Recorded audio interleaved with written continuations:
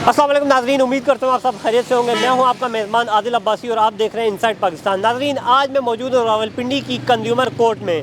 आमतौर पर हमारे पाकिस्तानियों को, हमारे शहरियों को ये नहीं पता होता कि जब उनके साथ कोई लेन देन का या पैसों का कोई फ्रॉड करके भाग जाता है, कोई शहरी हो या कोई एजेंट हो इस किस्म का, तो वो किस से रुजू करें। मतलब वो जब वो लूट चुके होते हैं तो उनके पास तो और किस्म पैसा नहीं होता और वसाइल नहीं होते कि वो हुकूमत से रुजू करें या शहरियों से रुजू करें या वकला से रुजू करें कोर्ट के ज़रिए, क्योंकि कोर्ट में बहुत सारे ख़र्चे होते हैं वकीलों के। तो इसलिए रावलपिंडी में एक कंज्यूमर कोर्ट भी मौजूद है जिसका ये काम है कि शहरियों को इंसाफ मुहैया करना, और सस्ता इंसाफ, मतलब इसमें किसी किस्म का कोई चार्जेस नहीं होते। तो इस कोर्ट का क्या काम है, आइए जानते हैं। कंज्यूमर प्रोटेक्शन काउंसिल के जो फोकल पर्सन है इदरीस रंधावा साहब, वो हमारे साथ मौजूद हैं। सर, शुक्रिया आपका टाइम दिया आपने हमें। कैसे हैं आप? अल्हम्दुलिल्लाह जी, अल्लाह का शुक्र है। कब से ये जो कोर्ट है, ये काउंसिल है, बनी हुई है और कितने लोगों को अब तक इंसाफ मुहैया कर चुकी है?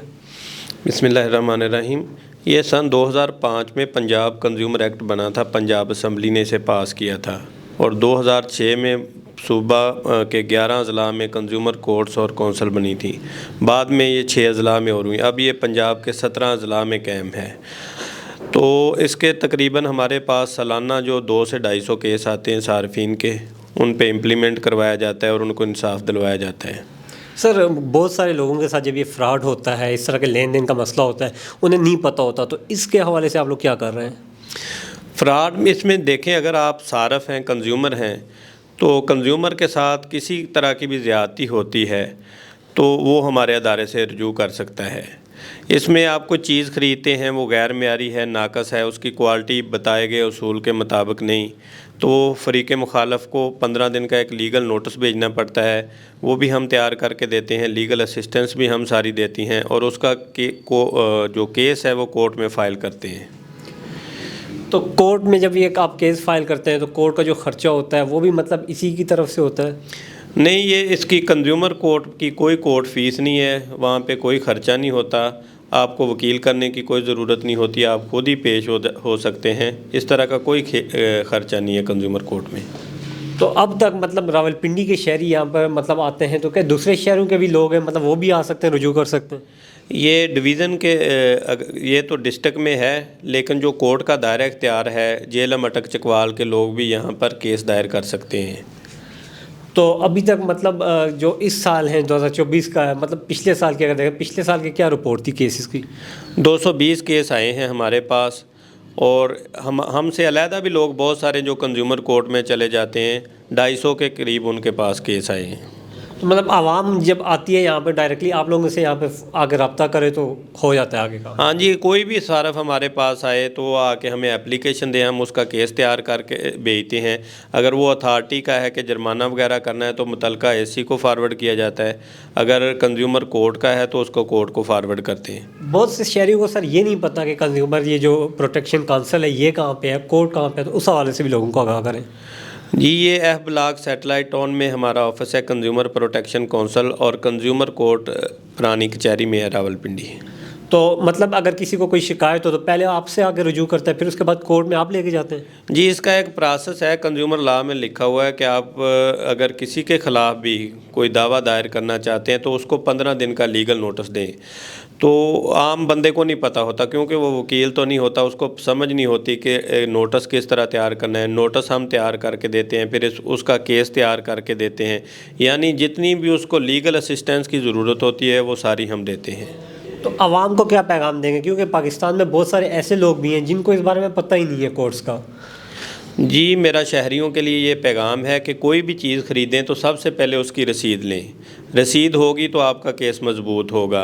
इसके अलावा गारंटी वारंटी में आप कोई चीज़ परचेज़ करते हैं, गारंटी वारंटी के अलावा कोई चीज़ आपको म्यारी कह के फ़रोख्त की जाती है, बाद में वो गैर म्यारी निकल आती है, या आप किसी अदारे की सर्विसेज लेते हैं वो गैर म्यारी है, तो उस पर ख़ामोशी मत इख्तियार करें। आपने किसी ठेकेदार की सर्विसेज ली हैं, किसी डॉक्टर की सर्विसेज ली हैं, या किसी और एजेंसी की सर्विसेज ली हैं, तो वो उससे आपका नुकसान हो जाता है, उस पर आप खामोश ना रहें, बल्कि आपके नुकसान के अजाला के लिए कंज्यूमर कोर्ट्स बनी हुई हैं, वो हमारे अदारों से रुजू करें, इंशाल्लाह उन्हें इंसाफ मिलेगा। तो कंज्यूमर कोर्ट की कोई हेल्पलाइन भी है या इस तरह, क्योंकि आवाम अगर रुजू करना चाहें तो?